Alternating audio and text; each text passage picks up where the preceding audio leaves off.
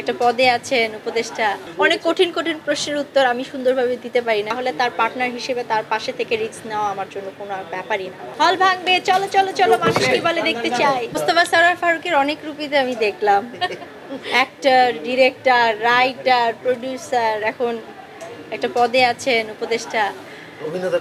ও অভিনেতা বলেছি, অ্যাক্টর।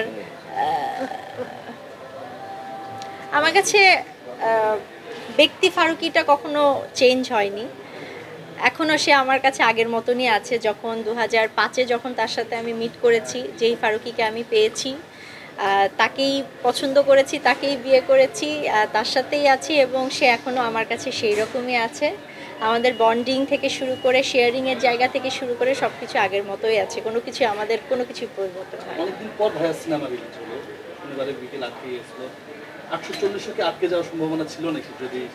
যদি যদি জুলাইয়ের এই আন্দোলন না হতো তাহলে তো অবশ্যই আমার মনে হয় না এটা আমরা প্রচার দিতে পারতাম, বা এই ক্যানভাসে হয়তো বা প্রচার করতে পারতাম না।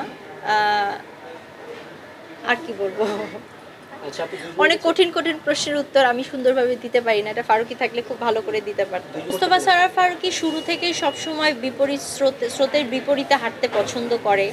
সে এমন কিছু করতে পছন্দ করে যেটা সমাজ পরিবর্তন করবে, যেটা মানুষের মন মানসিকতা পরিবর্তন করবে।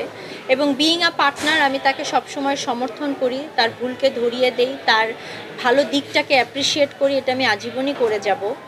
সো সে যদি একজন ডিরেক্টর, একজন হিউম্যান বিইং হিসেবে একটা রিস্ক নিতে পারে, তাহলে তার পার্টনার হিসেবে তার পাশে থেকে রিস্ক নেওয়া আমার জন্য কোনো ব্যাপারই না। এবং আমি একটুকুন বলতে পারবো যে ফিউচারেও যদি সে কোনো রিস্ক নেয় বা এরকম কোনো কাজের সাথে জড়িত থাকে যেটা মানুষের চিন্তাধারার পরিবর্তন আনবে, সমাজের পরিবর্তন আনবে, আমি তার সাথে সবসময় অ্যাজ আ সাপোর্টার হিসেবে থাকবো।